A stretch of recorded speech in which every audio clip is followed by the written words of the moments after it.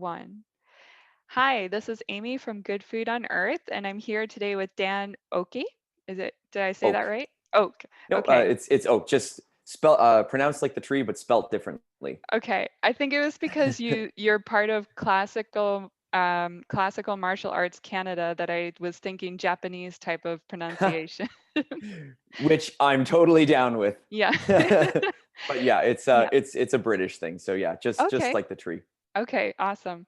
So I'm really excited today because I actually met Dan when I um, contacted Hugs Over Masks, but he's now part of a movement that we're going to talk about today, Stand for Thee, and we're going to get into that and let you guys know what they're doing, what's going on, who's involved, and what you can do if you want to get involved with them. So, welcome. Thank you so much for having me, Amy. I really appreciate it. Yeah. So, I wonder if you could first introduce yourself a little bit and your background into why you've decided to um, start taking some actions during this whole situation that's been going on. Absolutely. So I may as well start from the beginning because it ties into the action of that we are taking. So my name is Dan Oak, and as you mentioned, I'm an instructor and a director of a dojo, which is a martial arts school within Classical Martial Arts Canada, which is the organization as a whole. My sensei or my teacher is the head of Classical Martial Arts Canada, and he's been. I still learn from him. I still see him. He's been training people and started the organization back in 1983. I've run my own school within that organization for the last 5 years. And it was actually my sensei who came forward with the citizens arrest and self-defense action in defense of the children, and tasked me in bringing that to all of the leaders of this movement on September 25th. Mhm. And At that time, I was still with Hugs Over Masks, as were the co-founders of Stand4Thee, Cullen and Rebecca. And We were all in the national leadership there. And then on September 25th, what I did was, I don't know how, but we got everybody from the central Canada, from BC, from Ontario. We got them all together in one Zoom call, and to just hear Sensei out and talking about a whole bunch of things. But primarily at the end of it, we focused on the citizens arrest action. So here we are today, a bunch of permutations and combinations and everything later, but we're officially putting out this action call out there to the whole country. And the action itself, as I said, it's a citizen's arrest. And It's based on uh, the Canadian Criminal Code, Section 4942, which was an amendment of the Citizens Arrest Act, which was previously 4941.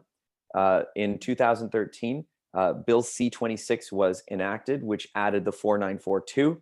We're getting into codes right now, but what the bill basically says is that any person can make an arrest without a warrant in defense of person or property for an immediate or ongoing assault. And that was the amendment in 2013. It used to just say, if you're in the moment, you can perform a citizen's arrest, like a security guard, right? They are performing a citizen's arrest when they make an arrest. So if they see somebody stealing, you are under arrest. Mhm. However, the amendment allows it for an ongoing assault within a reasonable time. And under the law, children are property of the parents. Mhm. So that's where we really are focusing on the idea of defending the children. Because we've been at this thing for a long time, right? And when I say we, I mean the people in this movement. Like we've protested. Rocco Galati's filed lawsuits, and I mean no discrediting to anybody doing anything to help the movement and to win this thing, right? But Becoming a delegate at your local municipality. We've already touched on the lawsuits, banging pots and pans, doing marches, like whatever it may be. It's not working, and we have to face that reality, right? So what Sensei came in and did was said, okay, so number one, like all the good guys across the world that are fighting the battle, their first priority is protect the children, get them out. You know, we don't have to go into all the real stuff that's going on, but you know, number one, defend the children, right? And if we want to carry on with that mission, we do that at the municipal level as well. Mhm. And that's the premise behind this whole thing. So in our Google Drive, which is just a binder of evidence, and is available on our website right now, stand for, as in the number four, the.com or .ca, either one. Mhm. It's in the action initiatives, and it's available now for anybody in the country. And they can just click on the link, and there's your body of evidence right there. And there's the process to follow, because it's not just walking up to a mayor or whoever and saying you're under arrest. It's not that kind of thing. There is a legitimate process to follow to dot all of the I's and cross all of the T's, and to make sure that your last ditch effort, and you have a paper trail to show that, is in fact, okay, the police aren't doing anything, the protests aren't doing anything, my children, I mean, it's the parents who were Mhm. calling to action right now to make this happen, because it's their children. I Mhm. don't have any children, otherwise like I'd be there myself. I will be there in person supporting, lay the charge, right? Mhm. So the idea being that a parent can now say and be empowered with lawfulness, legality, and knowingness to say, I am here to defend my child. Nobody else will do it for me. I've tried the police. I've reported the crime and the assault on my children. I've shown the evidence. Mhm. I've done everything that I possibly can. This is the only option left to me. But on that note as well, it's also a spiritual statement, right? To say, I am a living, breathing man or woman, and I am not taking this. I never consented to anything that's going on here. All this stuff is illegal to begin with, and we have proof of that in our binder as well. Mhm. But there is a direct threat to the children, my children, whatever, and I'm simply not allowing these criminals to dictate our lives anymore. So I think I want to ask you a bit about that binder of evidence, Mhm, and some people who might not be quite familiar with this, it sounds very strong to say that there's a crime being committed, that mhm. the children are in danger. Yes. So what evidence have you gathered, and what the group has gathered, and w- like where did you find it? Is this because a lot of people think, well, oh, it's just a conspiracy. You're finding it on Mhm. sites that are just confirming your bias. They're not actually science based. So I wonder if you could go into that a bit. Absolutely. So the great news with all of this process, and all of the things that are in the binder. So we've divided it up into sections. There's a criminal section, there's an evidence section, there's a legal section, medical, scientific, and then testimonial, Mhm. or statement of occurrence, right? And what we've done is we've got these from key sources all around the world. So let's take legal, right? There are some great people that we work with, in a group called Stand Up Canada. Their website is Stand Up Canada, all one word, dot solutions. There's no dot com or anything like that at the end of it. It's just Stand Up Canada dot solutions. We've known them for a long time, since their creation, and they've grown and expanded since then. And now they have a legal team. So it's a real feisty and awesome paralegal named Jane. Mhm. And then there's Paula and Shirley, and then there's some other lawyers that have not paralegals, lawyers that have joined on, that are completely aware of the truth and what's going on. They've taken a look at the binder. They believe that we've got a real slam dunk here, and they believe that the criminal charges that we are placing upon Mayor X or health official X or elected official X Mhm. will completely be valid and stand up in court. We've run it through police officers who are in the know. They believe the same thing. And in addition, before this even went out to the leaders, it was highly vetted through some, let's just say some well-informed insiders. We'll leave it there. But the actual evidence that, like I said, in the legal department, so Stand Up Canada is part of the evidence.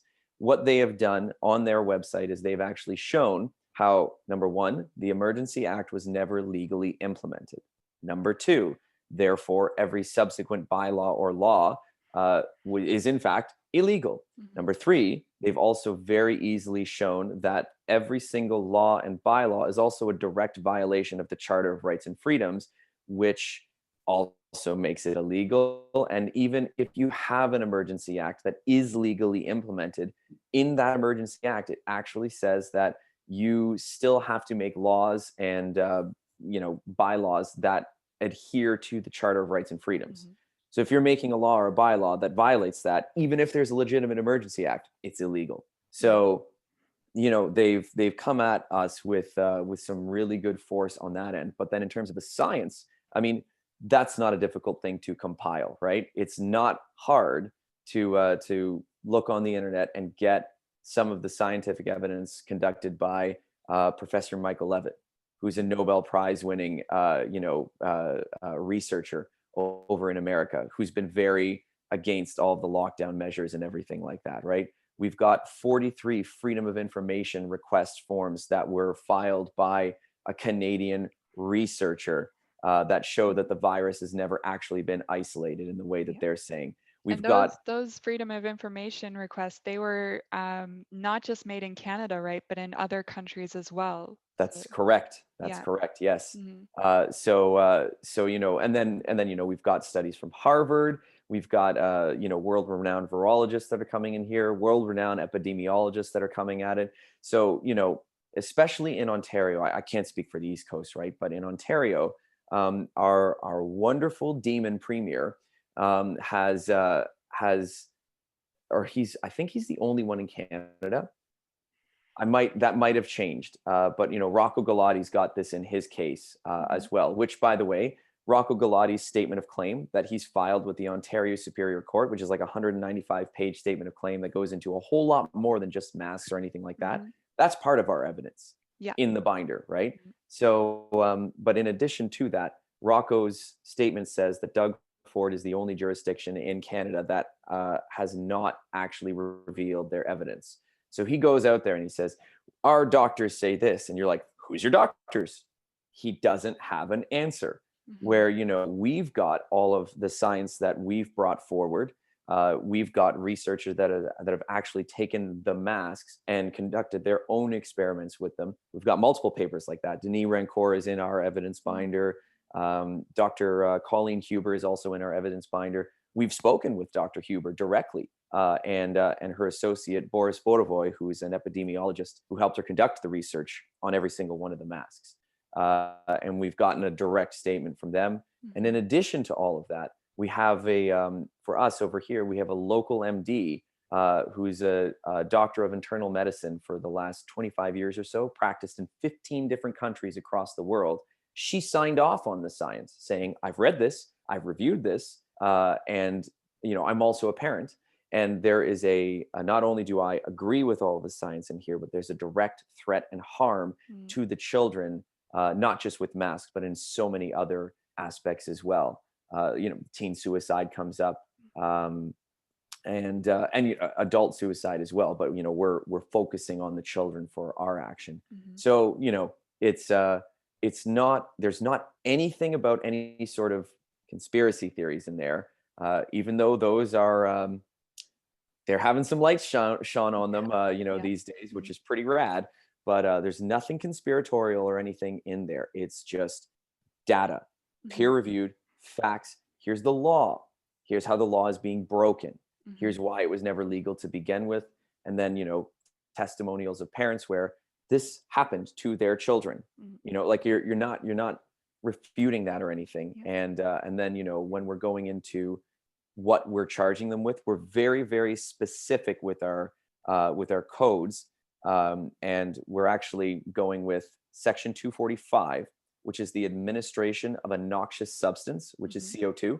I mean, you do not have to be a rocket scientist to be able to prove that if you go like this, you're rebreathing your own CO2. too, right? Like this is not even a thing that's up for I mean, debate. And I always thought it was so funny that like here in Canada, um, I used to go out and like if I was walking in the winter time or shoveling and put a scarf over my nose and mouth, and you're shoveling and shoveling all this snow, and then you have to pull it down because you can't really breathe, and you get all this moisture buildup, and it's just anyways. I wonder if you could just mention a couple of the harms that are provided in the evidence for, Mhm. say, the social isolation and the masks. Yeah. So okay, let's start with the masks Hmm. because that's even though we don't like to focus on them, it's a really really obvious one, and it's so easy to go through. Okay, so what we have in there is obviously Denis Rancourt's paper that he published called "Masks Don't Work." Hmm. Very simple, right there.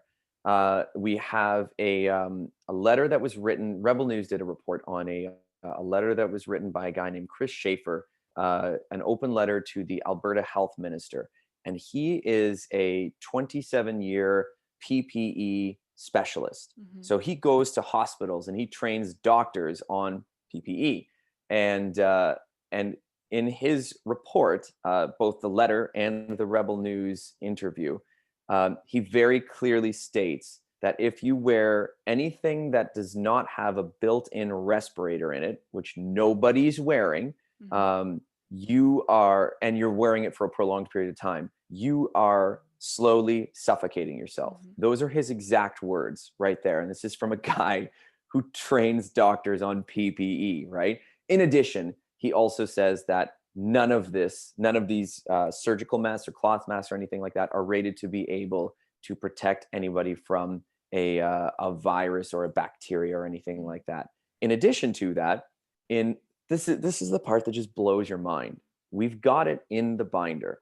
So in Ontario, in 2018, the Ontario Nurses Association won a court case Yeah. because they were saying that you either get the flu shot or you have to wear a mask wherever you go.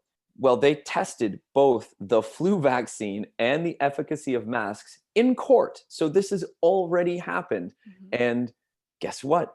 The nurses don't have to wear masks and they don't have to get a flu shot in Ontario because it was proven in a court of law that masks are neither effective nor necessary. Hmm. And of course, we've got the additional evidence. Dr. Colleen Huber released an excellent paper early on in this scamdemic thing. And it's a 42 study meta analysis of masks. And all 42 of these studies conclude that masks are neither effective, we Hmm. know that, nor are they safe. It talks about putting your body in a hypercapnic state where Yeah. your increased CO2 levels are increasing your blood pressure and yada yada yada, doing all of these terrible things to your body. Hmm. But in addition to that, Dr. Huber and Boris Borovoy conducted some research closer to the end of the summer. It might have been September. Everything is just blurring together for me now. But either way, they have two parts to their research. Okay, and their findings in this and what they did for their research is they took every single mask. And for the cloth mask, what they did was they laundered it once. So it was like a brand new cloth mask. Go through the wash once, never touch it after that, and then examine each of those masks under a microscope on their own.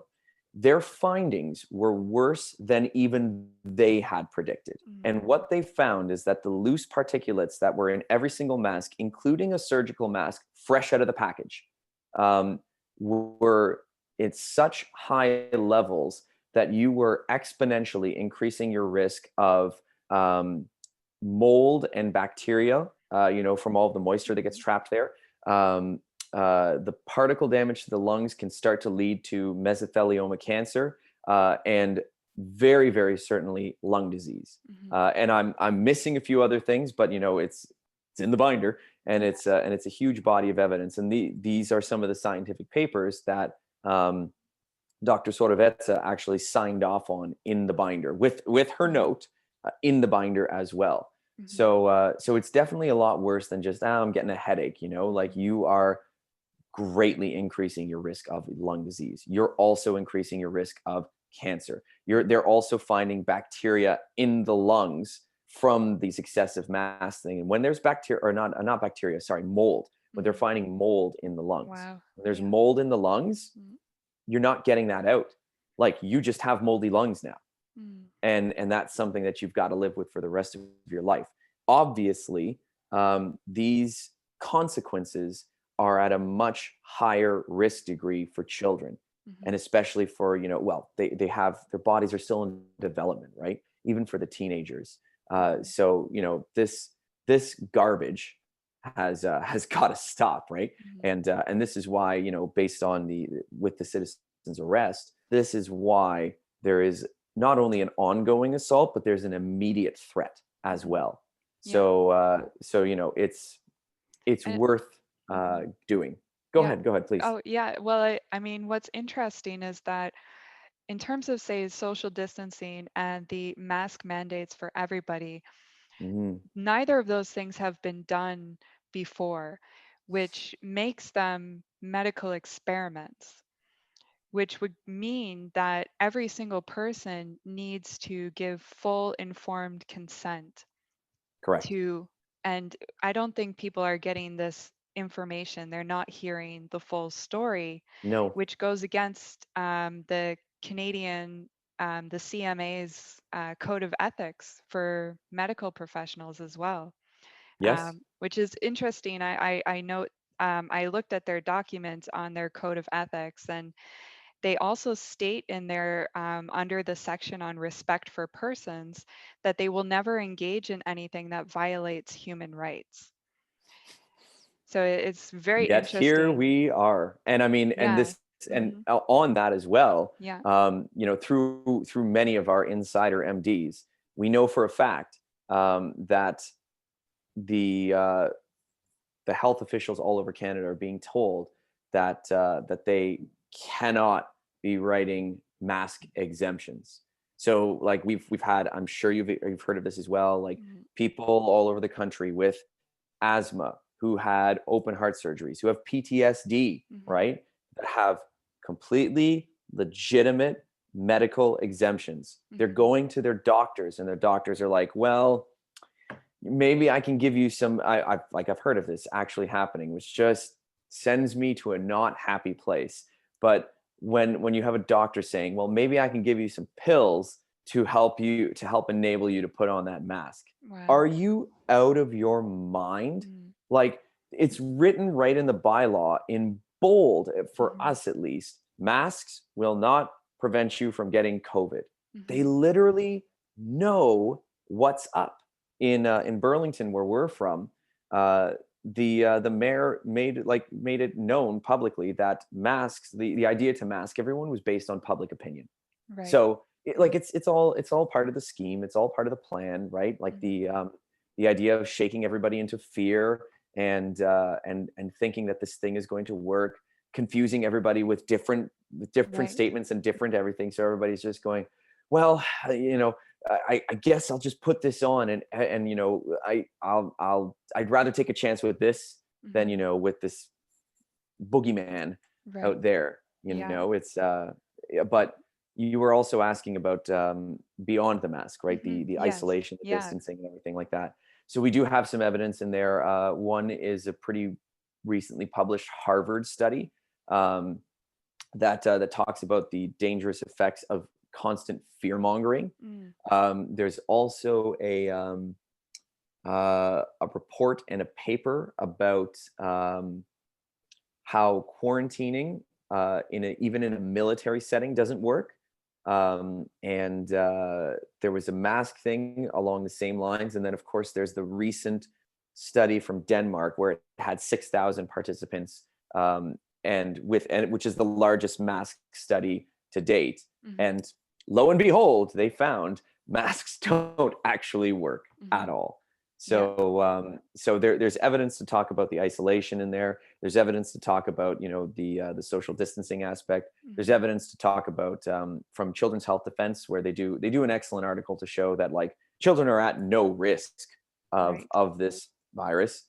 Hmm. And in addition to that, there's little to no evidence that that these healthy children are even carriers Hmm. of this thing. So we are doing, well, not we, but they are doing all of this stuff to the children Hmm. with no backing, Right. no scientific evidence, and no logic behind it Right. whatsoever. I So think this is where the urgency comes in. yeah, and I think it was CTV recently reported, and Yes. Press for Truth, Dan Dix covered the story. They erased it afterwards, but he had it recorded, Yep. and they reported on the total number of deaths in Canada that were related to in the media COVID-19. And apparently, if anybody in the audience hasn't heard about this, um, most of basically all of the deaths except for 166 people were in long-term care and nursing homes. Now, Rosemary Frey, I don't know if you know about her, but she's in Ontario, and she's an investigative journalist. She's written for Off Guardian some of her articles with what's been going on, and she's been exposing what's been happening intentionally in the long-term care and nursing homes. So Mm. there's something else to that story, um, but I wonder now if we could talk about Stand for Thee. So this is Mhm. where people can go. Um, let's talk about the mission statement and the Mhm. 4 pillars, and then who is involved in this, and what why. Mhm. Okay. Yeah. So Stanford, as you may have mentioned, so Cullen, Rebecca, and myself are the three co-founders of Stand4Thee. We used to be on the national leadership team of Hugs Over Masks. Cullen was the co-founder of Hugs Over Masks, and then we really wanted to focus on this action and a few others that we're doing, including a lot of meditation stuff, right? Because I mean, Mhm.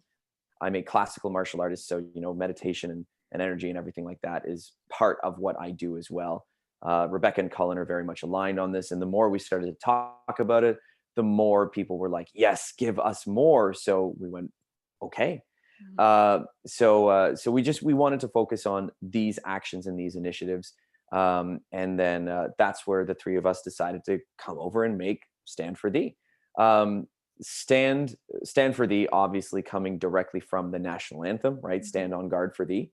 Um, and then we decided to put the number 4 in there, not only because it's very hashtagable, but but it also stands for our 4 pillars.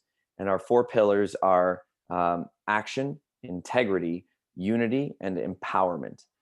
Action, I think, seems pretty self-explanatory. Like we're at the point where um, going to a protest or a march or doing all these things, like that's cool. Keep doing it, but like understand that that is not an action and it's not going to change anything, because uh, these people, if we can even call them that anymore, Mhm. are not even playing by their own rules. They're making them up as they go along. We know that, right? So at this point, action is required, like a direct action, like a citizen's arrest, not even a lawsuit where Mhm. think of it in a martial arts perspective. If somebody's throwing a punch at your head, you're not going to hold up a $100 bill and say, "Get my lawyer."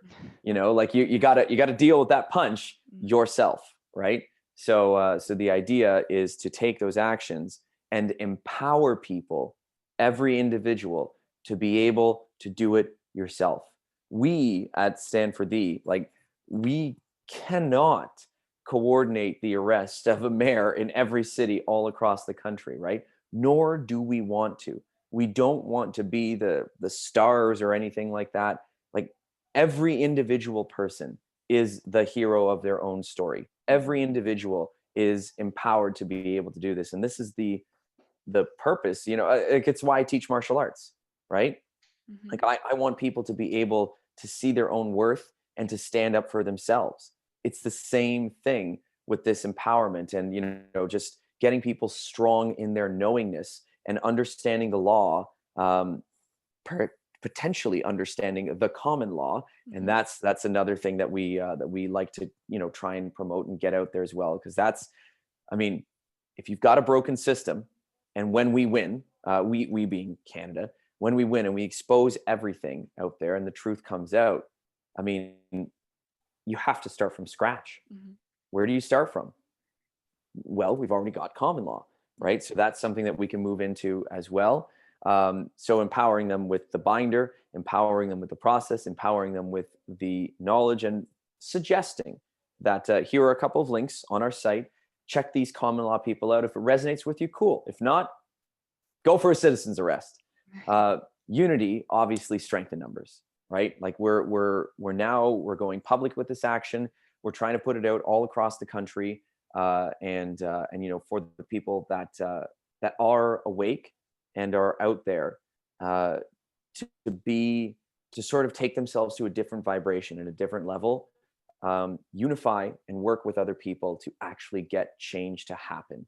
And then integrity, very simply, we want to hold ourselves, well, we want to hold the people that are doing this to us accountable, but we also hold ourselves to these standards as well, right? And every individual should, right?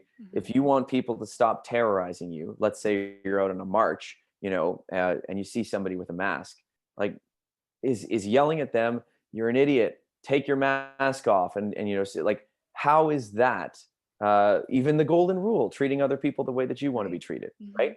You can't expect respect from them if you're not acting with integrity yourself, right? So those are really the principles within the 4 pillars, right? Action, integrity, unity, and empowerment. Great. And who's involved? Anybody and everyone, right? Yes. So we work with different groups, like different parent groups, other groups within the movement, to simply offer them this action, and the ability to participate, because we're doing this.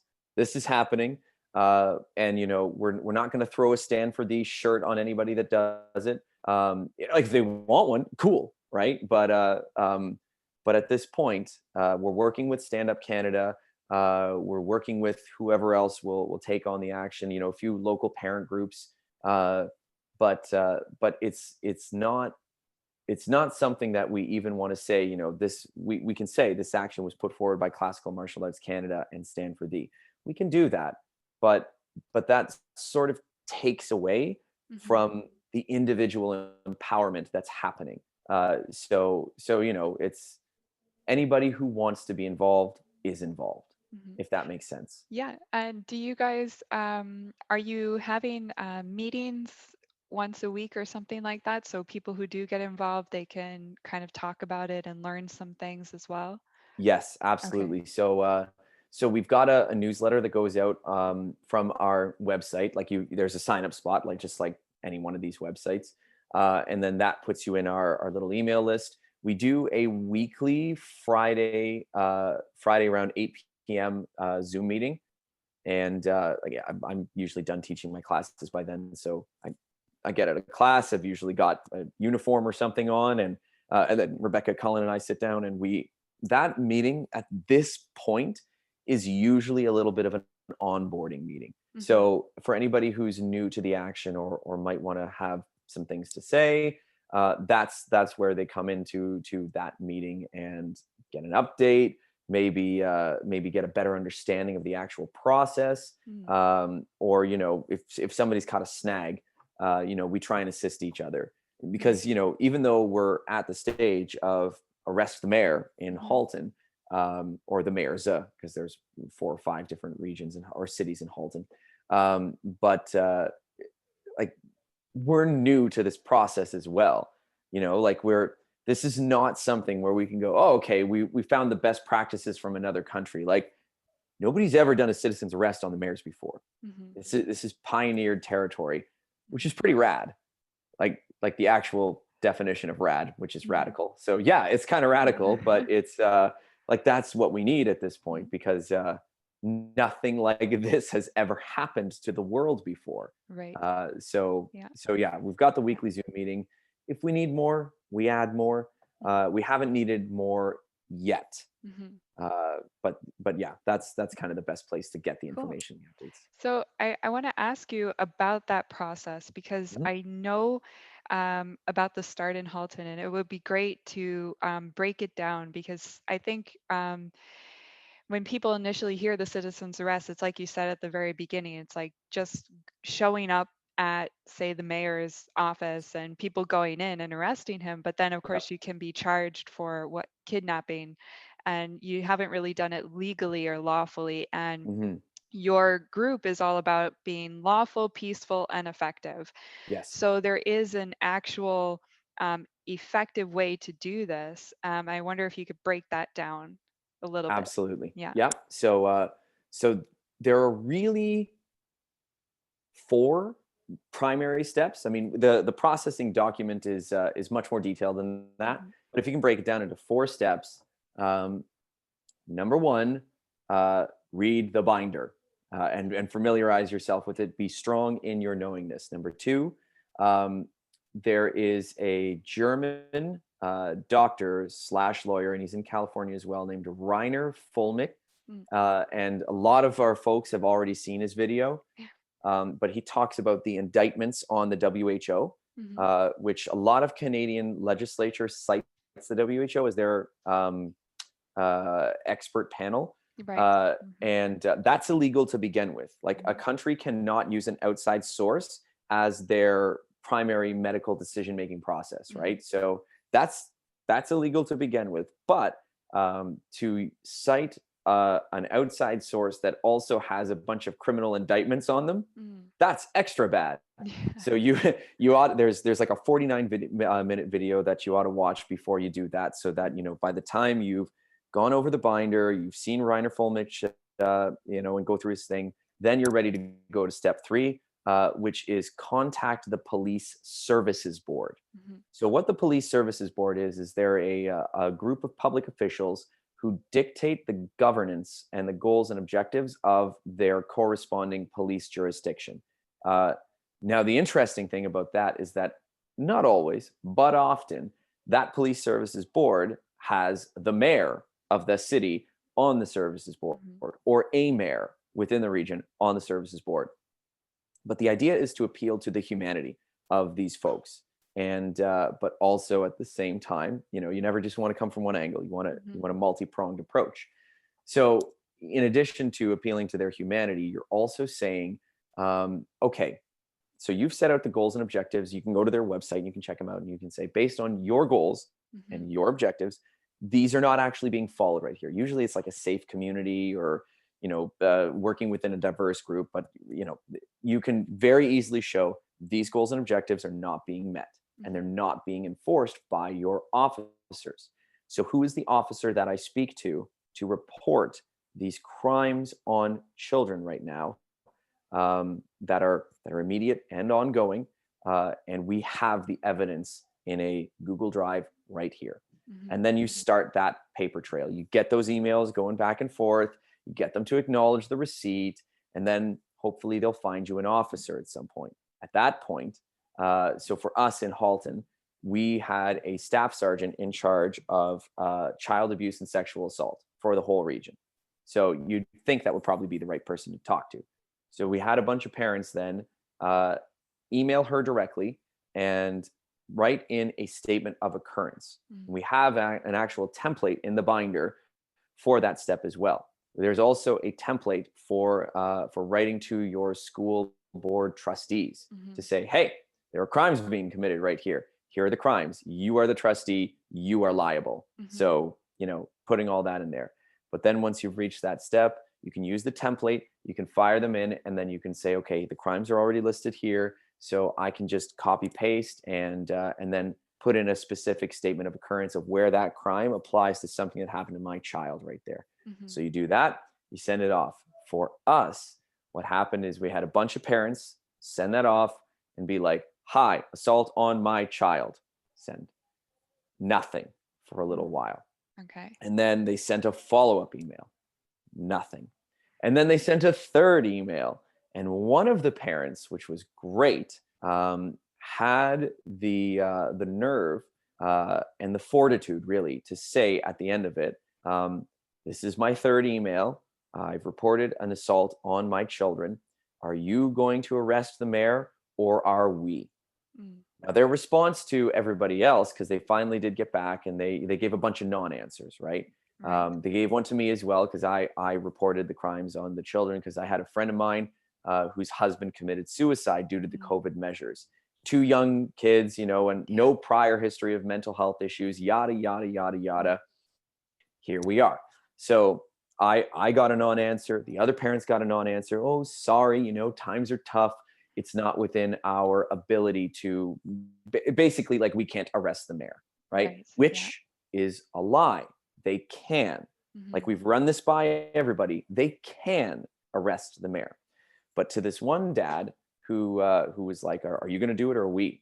Mm-hmm. Um, then there was a Monday, we had a meeting, and then it was like, okay, so let's wait a week, because we like to do things that align energetically. So it was, let's wait until the full moon passes, because the Mm-hmm. full moon this week, a lot of stuff is going to happen that will enable our action. And that dad actually came up to me on that meeting, and he was like, I want to do this thing now. And I'm like, I get it, buddy, I get it. But if we're hearing from Sensei that a bunch of things are going to happen, a bunch of things are going to happen. 12 hours later, some cops knock on his door, and they're like, we're aware of the emails, and we're here to tell you you should not arrest the mayor. And Wow. he didn't back down. Yeah. And he was like, why not? And they say, well, we don't think that you have enough evidence. And he goes, have you seen the evidence? And they said, no. And he goes, okay, so you Wow. haven't seen the evidence, but you're here knocking on my door. What's your purpose? Are you here to intimidate my wife and I? No, no, no, no, no. We're not here to intimidate. But if you do this, you may get charged. He said, Wow. charged with what? And they said, well, it may happen. Gee. So, full on intimidation tactic Yeah. of That's coercion. Like that, 100%. Yeah. 100%. Because Yeah. again, we were just following the law, Mm-hmm. right? Like, we're not making things up as we go along. We are Yeah. using their process against them Mm-hmm. to protect the children, right? Right. Their response to that was to send a couple of guys from the goon squad and Mm-hmm. intimidate these two parents that are exercising their moral and legal obligation to provide a safe and healthy environment for their children. All the stuff then, like, that was Tuesday. Wednesday and Thursday were all the things with Adamson Barbecue, where they Right. changed the locks on him, where they arrested Mm-hmm. him and did all that. So we Yeah, and have I'll the just response from the if people police. aren't aware in the audience, Mm, Adam's barbecue place is in I can't pronounce the name. It's somewhere in Ontario. Etobicoke. Yes. Yes. And they ordered all these small businesses to close while of course, Costco and other big box stores could remain open. And he opened up his joint, and the police then, I think it was the third day, they came in to arrest him. But Second or third day, one of the two, something like for that, sure. yeah. Yeah. But what's quite interesting about that is Rebel News like looked into this, and what's interesting is it's the same information that I've looked into here, to try to figure out who has authority and who has the right to enforce any of these special orders. Hmm. And I wonder if you could talk about that. So from my understanding, Hmm. because we had our friend Jane from Stand Up Canada, who's a licensed paralegal. So she actually drove down from Ottawa when she heard all about this, what was going on. She actually researched the Reopening Ontario Act, Hmm. um, and had all the papers there with her. And she drove 5 hours from Ottawa to Etobicoke to be there on site. And the short version is there is only one or two instances where they are legally allowed to use police force Hmm. for this within the Reopening Ontario Act, and it has something to do with a contaminated land area Hmm. or something like that, Okay. which Adamson Barbecue is not, Hmm. and even then. they don't have the legal authority to occupy the space, Mm. which they did, Yes. right? Yeah. So Jane's actually got it on camera, where, and she's this tiny little grandma, eh? There's a porta potty across the way, and she's reading them, not the riot act, but the opening Ontario Act, right? And Mhm. she's like, and incidentally, those officers that were there on site were not actually active duty officers. They were the Really? mayor's personal police that were Wow. there. So that's a whole other can of worms. But Mm. she said to them, "You guys are not legally allowed to be occupying this space. So Mhm. there's a porta potty over there. I need to go to the washroom. I'm going to walk through this barricade right here, and I'm going to go to the washroom. Otherwise, like if you stop me, you are declaring that you are occupying this space." And Mm. is it not on camera that the officer like shoved her back a couple of times? Oh yeah, no, it's super great. It's super duper great. Wow. And this is, again, this is all completely illegal and Mhm. completely unjustified. That being said, there is something which is, we shouldn't be surprised, in that Reopening Ontario Act, where let's say the mandate is 6 people in your house, okay? Mhm. Or I think right now it's 5. Mhm. So 5 people in your house. So let's say, Christmas gets real crazy and you have 6 people in your house. Whoa. So if that officer doesn't want to do a fine, Mhm. and it's an officer, constable, special constable, or a First Nations constable. Mhm. Um, so if one of those comes in and they're like, okay, well, we don't want to do a fine, they actually have the written authority in the uh, Reopening Ontario Act to close the premises Mhm. temporarily.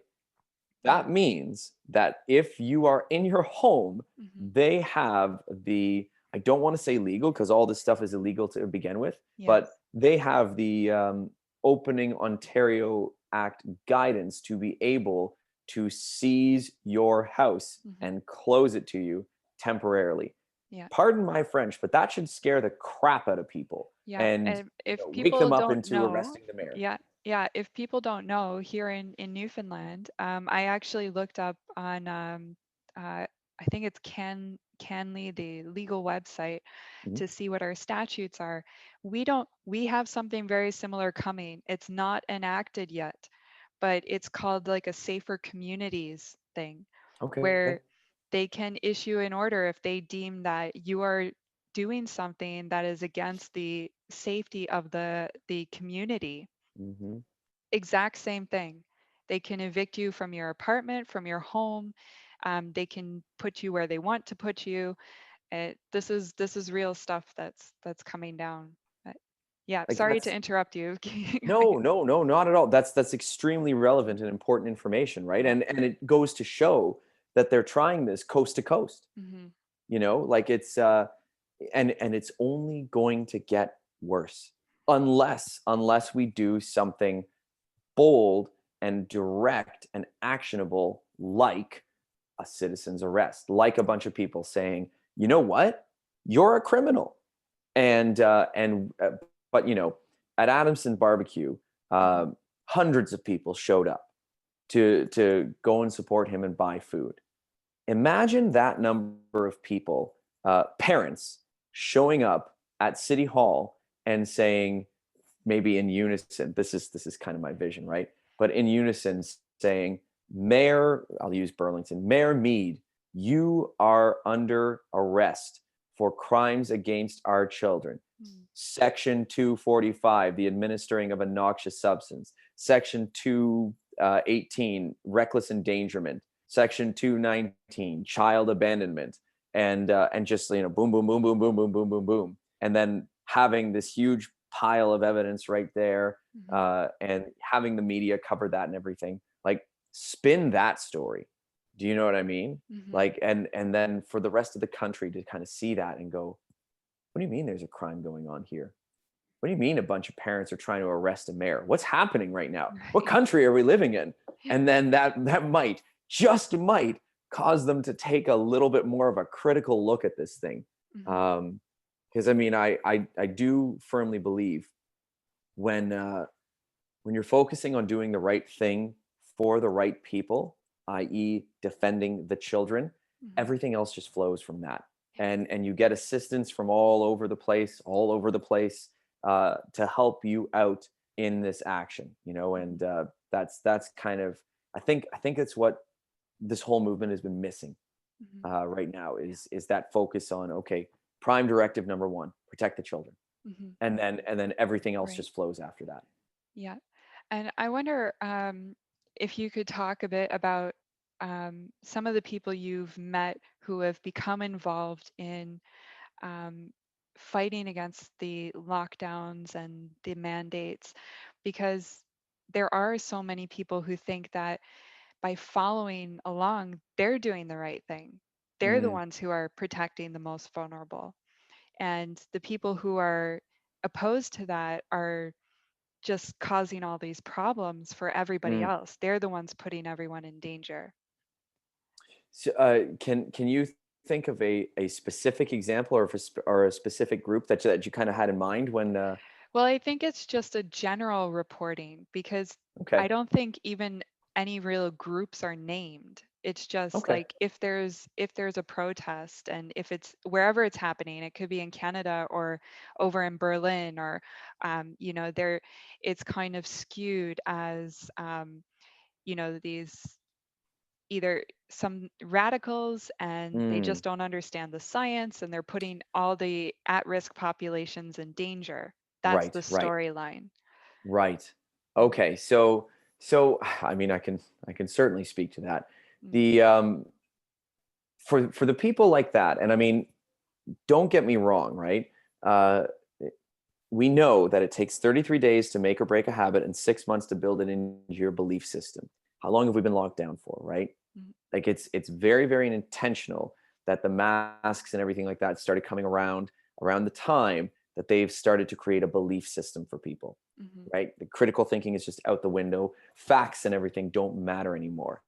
I started off, when I first started, before I was even on the leadership team of Hugs Over Masks. I approached them and I said, I want to do like a Steven Crowder kind of thing, right? Because there's a lot of data and a lot of stuff memorized up here, and I felt very comfortable with having a great one-on-one discussion with somebody and saying, change my mind, right? mhm. So I had a Good. big old sign, Mhm, the pandemic was planned, change my mind. mhm, Masks don't work, change my mind. And we could have people coming in and just having a one-on-one discussion with us.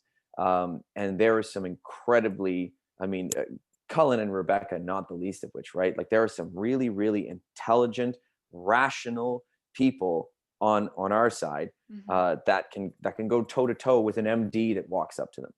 So we're very, very confident in that side. But I've stopped that mhm, completely, because at this point, uh, they really do feel that we are a direct threat to them. And yes. the Mhm, second that we say, like, masks don't work, they're full of fear. They get mhm, scared. But not, I'm sure, Amy, you've seen people in your life that have an illness, or a disease or something like that, that it is maybe through alternative means treatable, curable, mhm. right? Yeah. Dare I say curable, right? But they can't hear that information, and Right. part of it is because they deeply identify with their illness, Mhm, right? Like, it's part of their identity, and to take that away would be like stripping apart pieces of who they are. We've reached that point mhm, with this COVID thing and with the masks. People are identifying with the masks, mhm, and that's part of the reason that psychologically, when they see a big X through a mask there, even if it's on a subconscious level, they're like, they are against me, mhm. which hits them on a more profound level, right? They're not even willing to listen to the truth or the science or anything like that. A few months ago, I think I was standing out in front of City Hall, and I had a couple people like yell at me, yeah, and at that point I was still pardon me, sort of attempting to engage in conversation. Mhm. So I said, um, well, do you guys want to talk, or do you want to yell at me? Right. Pick one. Mhm, Because one of them I'll do. The other mhm. one, Right. so they picked talk. And I said, okay, so, here's some data. And they go, well, what scientists? Notable ones. And I'm like, how about a Nobel Prize winner? Is that okay for you? And then they went back into yelling mode, and I just went, Right. okay, see you later, like Mhm. goodbye. But Right.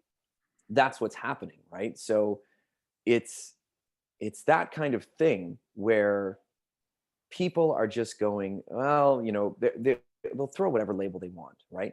Anti-science, anti-mask, Mhm. anti-vax, anti-this, anti-that, because it's all a controlled narrative from there, anyways. Yeah. But a really, really um, a simple exercise uh, to do for these folks is to say, okay, so I've been out here for 8 months. I've been hugging people. I've been doing all of this for 8 months. And I have elderly parents. Other people here have elderly parents. Not a single one of us in this entire movement has died of COVID or had a close relative die of COVID. Mhm.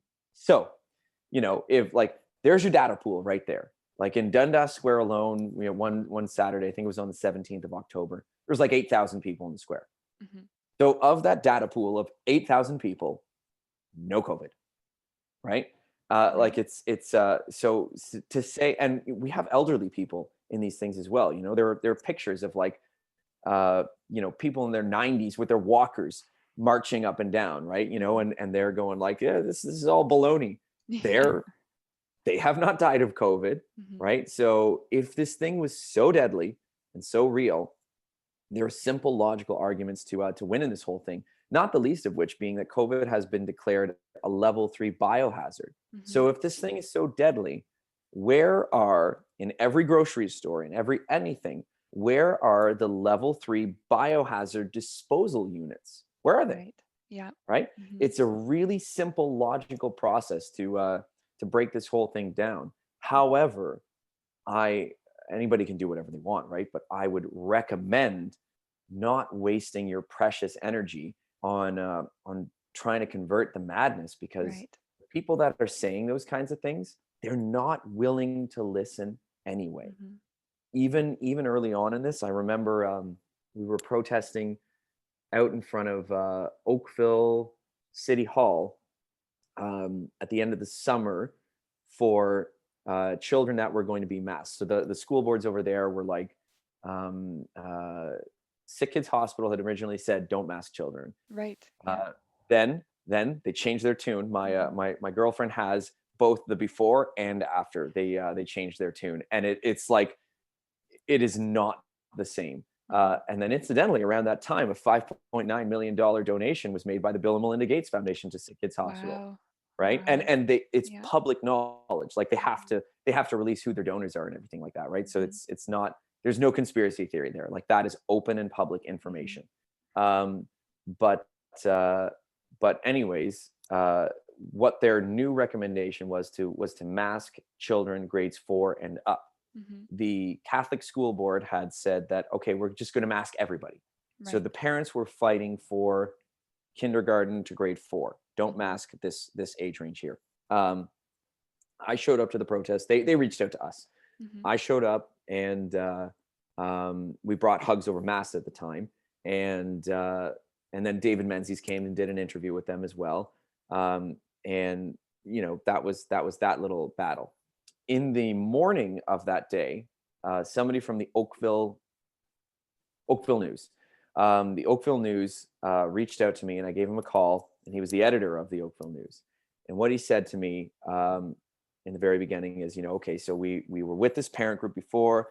We don't think that kids, should be masked from kindergarten to grade 4. But what's your stance on the rest of it?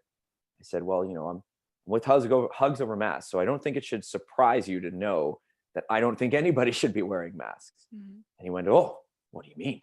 What are you talking about? Like what is this madness? And we went on science for a little while, and then he started quoting the WHO, and I'm just like, oh, buddy, like you're kind of lost. Mhm. Um, but then what? It took him less than 3 minutes to say to me, "So what? You don't believe in climate change either?"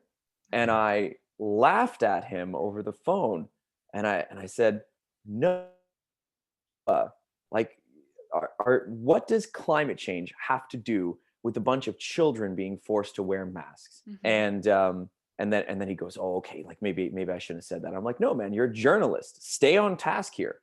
So it's a whole different side of the programming that of anybody saying, you guys are radical right wingers, or yeah, pick one, Right. white supremacists, or like whatever else it may Mm-hmm. be. Yeah.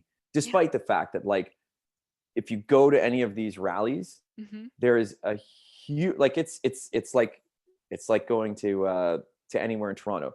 Yeah. There's a huge cultural diversity of anyone, and like we've got an interview lined up with somebody from the Caribbean Times. Like like Yeah. there's no logic, rhyme, or reason to it whatsoever. But the people that are going, we're following the science, like, there's no logic, rhyme, or reason to what they are doing or they're believing either. And there's not a lot of critical analysis happening. So for anybody that's trying to go, maybe we can change some minds. Like, if you want to try, by all means, give it a go. But we need something a little more drastic than that at this point. Right, right. I think it seems to be at this point, and I'd like to ask you to finish off with uh, more of your spiritual side and with practicing martial arts, because I've come across that the only way, like the only thing to really focus on is you fully express yourself. The rest will take care of itself. Mm, If you do that, then it doesn't matter. You don't need to try to convince somebody. If somebody comes up to you and they're willing to have a conversation and listen, then like you said, you can engage or not, up to you. yeah. But if they don't, you don't go seek them out and try to Yes. say, you must listen to my information. But us, as I think the UN is trying to have the idea of this unity, or we're trying this goal for like everybody to be one and the same, but they're Hmm. having this commercial diversity.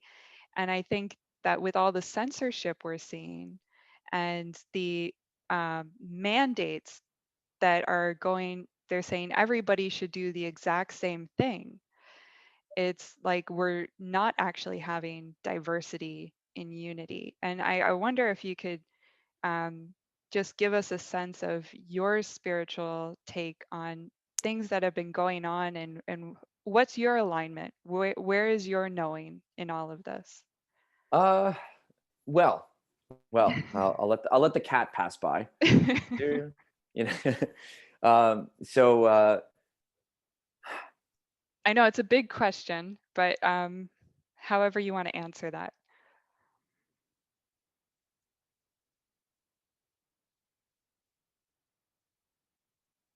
Mm,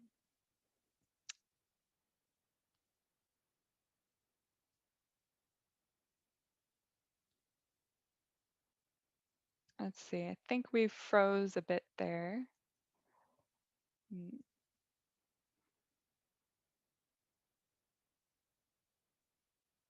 okay. so I want to answer the spirituality question as simply as possible, because it's a loaded one, right?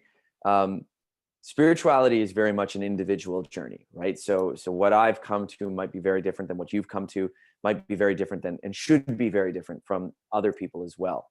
Um, a few things that I can say that are very general and very factual. Number one, spirituality is meant to be practical, right? It's not meant to be uh like, there's an aspect of it, but it's not meant to be like airy fairy, head up in the clouds all the time, right? Like, it is meant to be a way of grounding yourself, centering yourself, healing yourself, but also taking action. So one of the things that we say in our practices, and that, if I go up and I speak, I always do a meditation in front of the crowds as well, but in terms of visualization, right? And I it's non-denominational, so, right? Or so you can just, if you're a Christian, if I say meditation, call it prayer, right? Like, if you've got any other kind of faith, um, call it whatever you want, right? I use language that's familiar to me, but you can do whatever you want with it, right? But our concept is the idea of visualizing the country you want to live in. You see it or you pray for it first, you make that clear vision in your head, and then you manifest it, right? And you know, to the point that you were speaking on before, I think you were touching on a little bit of a free will aspect there, right? And that's something that's universal in all spirituality and all faiths out there, is that we have free will and choice, right? And if somebody wants to throw a mask on, they have the ability to do that. Mhm. If you want to toss a needle in your body, you know, even if it's poisonous for you, you have the ability to do that.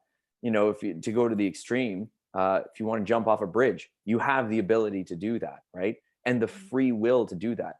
If we want to go out there and say that we demand our freedom, we have to give them theirs as well, Mhm. right? So that's kind of uh, an aspect of spirituality as well. But that that understanding of like that we have to give that to them also helps to just center us a little bit as well, being like, okay, like is this really pissing me off right now that this person is so asleep? Of course it is. Like, I'm human, right? But to take that spiritual lesson of like, but they're on their journey and their path and everything like that, and I've just got to walk mine.